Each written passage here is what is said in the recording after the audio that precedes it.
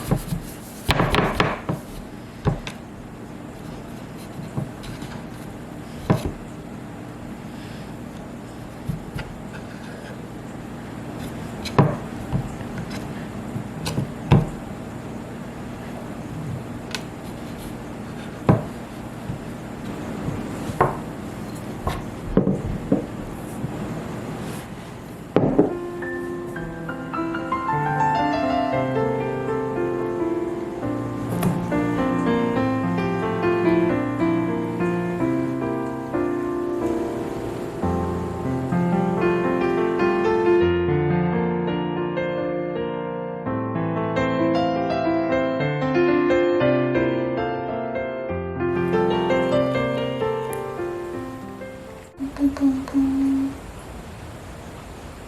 또잉뿡 퉁퉁퉁